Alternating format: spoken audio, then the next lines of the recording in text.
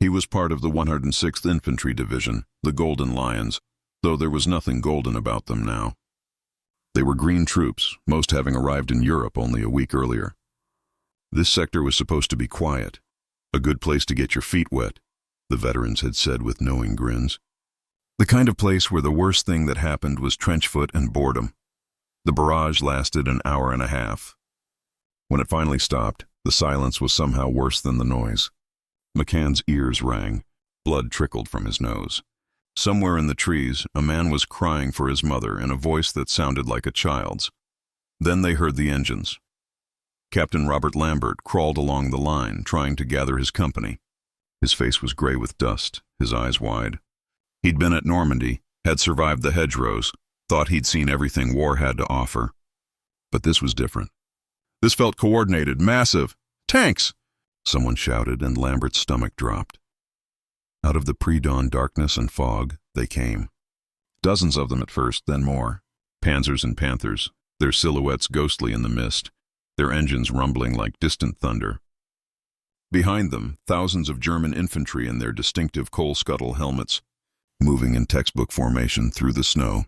The Americans opened fire, their rifles cracking uselessly against armor plate.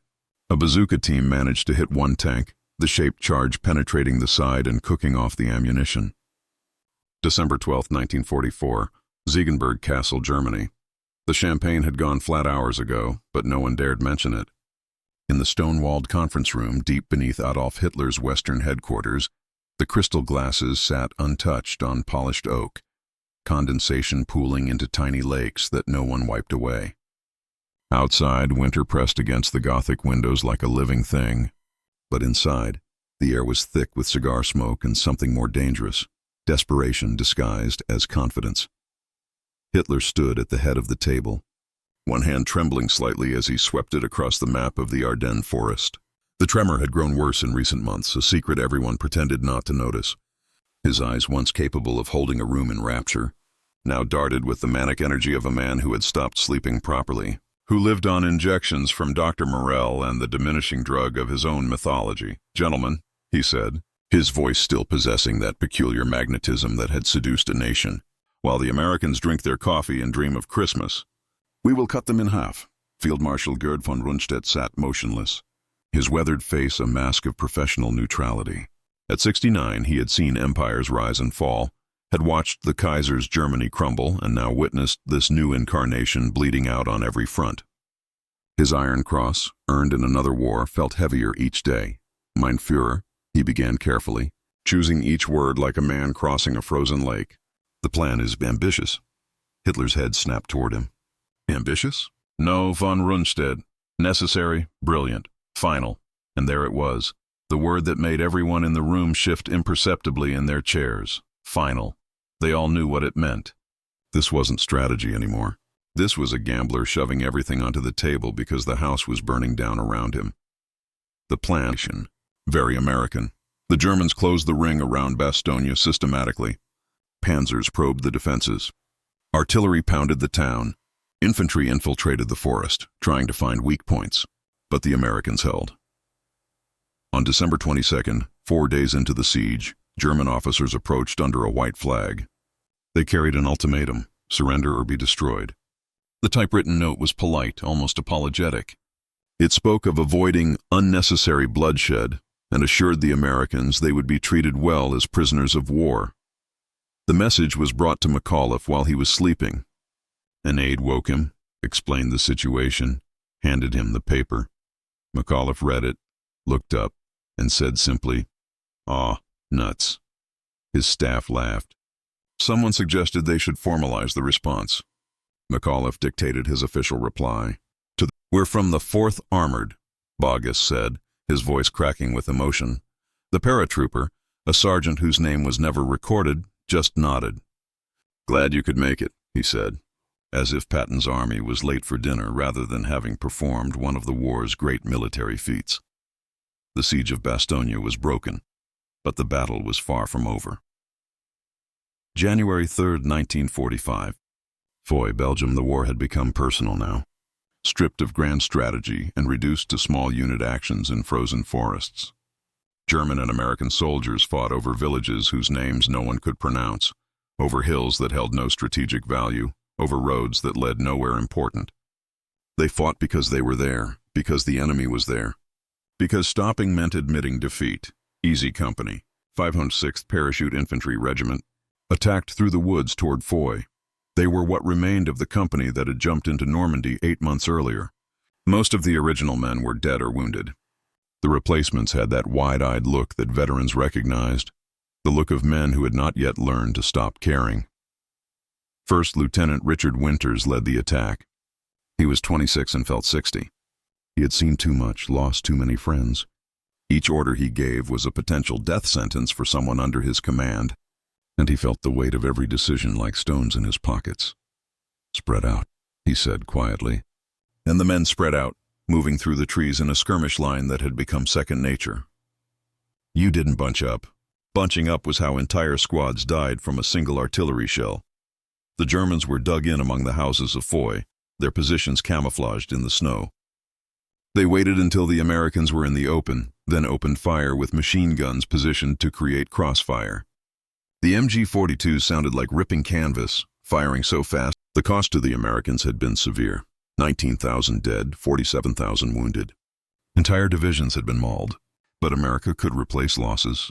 America had factories working 3 shifts, training camps full of replacements, supply depots overflowing with equipment.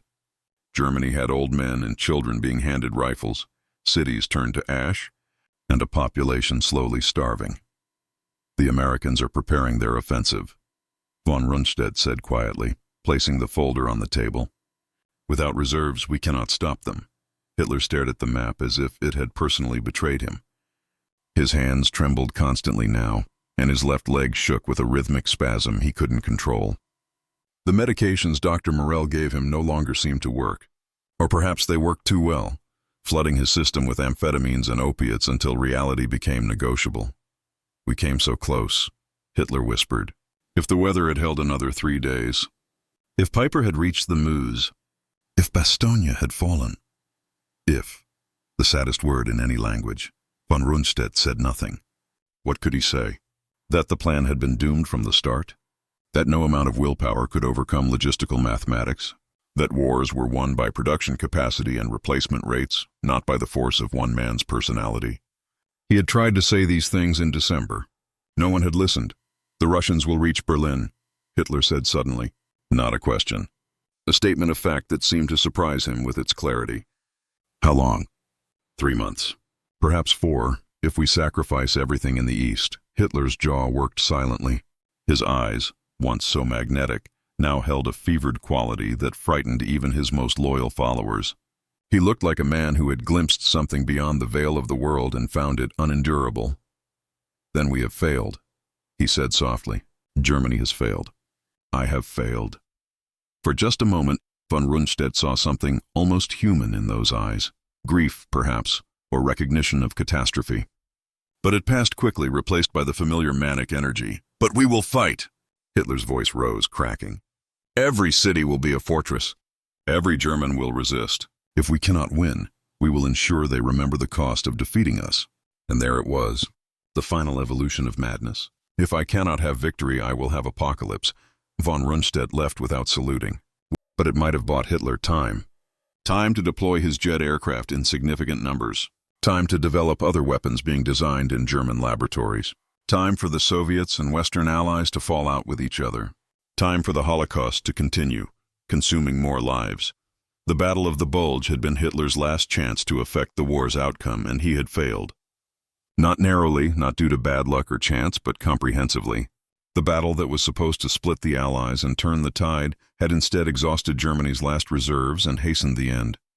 It was, in a very real sense, the moment Nazi Germany's fate was sealed beyond any possibility of reversal. As the crowd dispersed, McCann noticed an older man standing apart from the others, leaning on a cane, studying the memorial with intense concentration. Something about his bearing suggested military service, and McCann approached. "Were you there?" he asked. The man turned. His face was deeply lined, his eyes pale blue, his accent when he spoke distinctly German. "Yes," he said quietly. "I was there." For a long moment they stood in silence. former enemies. Now just old men remembering the same terrible days from different foxholes. We were told we would win, the German said finally, that it was Germany's last chance for victory. We believed it because we needed to believe something. McCann nodded slowly. We were told we had to hold because there was nowhere left to retreat to. I guess we both believed what we had to. The battle neither of us wanted to fight, the German said. But had to. Yeah, another silence, longer this time. Somewhere in the cemetery, a bugler played taps for some other war, some other generation of dead. The notes drifted across the gravestones like a ghost. It was his last gamble, the German said softly. Hitler's. We all knew it, even if we didn't admit it. If the Ardennes failed, everything failed. And it did fail.